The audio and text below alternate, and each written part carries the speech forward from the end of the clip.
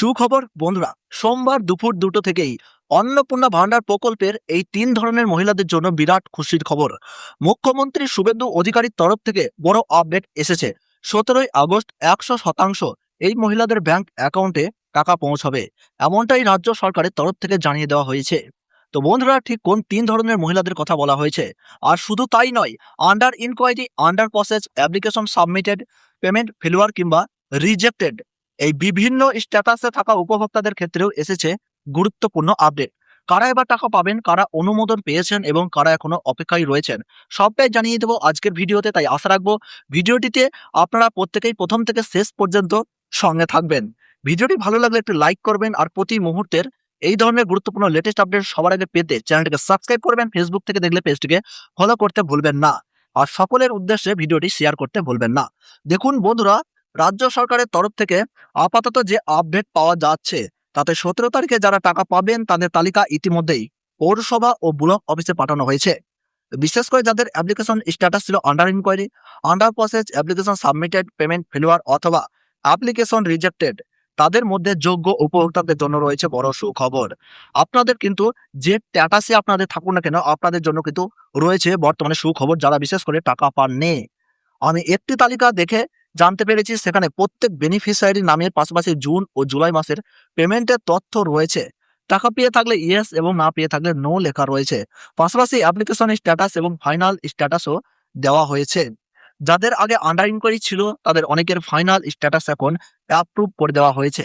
June ও জুলাই মাসের পেমেন্টের জায়গায় নো থাকলেও ফাইনাল স্ট্যাটাস যদি অ্যাপ্রুভ থাকে তাহলে সেই মহিলারা 17ই আগস্ট তারিখে কিন্তু অবশ্যই টাকা পেতে পারেন।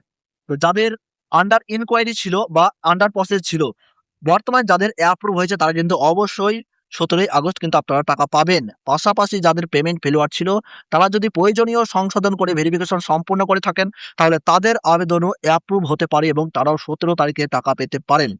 আরও একটি গুরুত্বপূর্ণ বিষয় হলো, 10ই জুলাইয়ের আগে যারা ফর্ম ফিল আপ করেছেন এবং অন্নপূর্ণা ভান্ডারের সমস্ত যোগ্যতা শর্ত পূরণ করেছেন তাদের 17ই আগস্ট তারিখে কিন্তু টাকা পাওয়ার সম্ভাবনা রয়েছে। যারা 10ই জুলাই আগে আপনারা ফর্ম ফিল আপ করেছেন এবং যারা অন্নপূর্ণা ভান্ডারের জন্য যোগ্যতা পূরণ করেছেন তাদের কিন্তু অবশ্যই 17 তারিখে টাকা পেয়ে যাবেন। অন্যদিকে 11ই জুলাই থেকে 31শে জুলাই পর্যন্ত যারা আবেদন করেছেন তাদের টাকা পেতে কিছুটা দেরি হতে পারে। যাচাই বাছাই ও প্রয়োজনীয় প্রক্রিয়া সম্পূর্ণ হওয়ার পর তাদের টাকাও কিন্তু সরাসরি ব্যাংক অ্যাকাউন্টে ঢুকবে।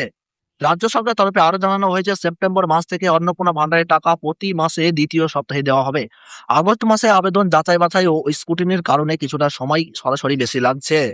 যাদের নথিতে কোনো ভুল বা ত্রুটি ছিল এবং পরবর্তীতে সেটি সংশোধন করে ভেরিফিকেশন সম্পূর্ণ করেছেন তারা প্রকৃত যোগ্য উপভোক্তা হলেও টাকা পেতে পারেন।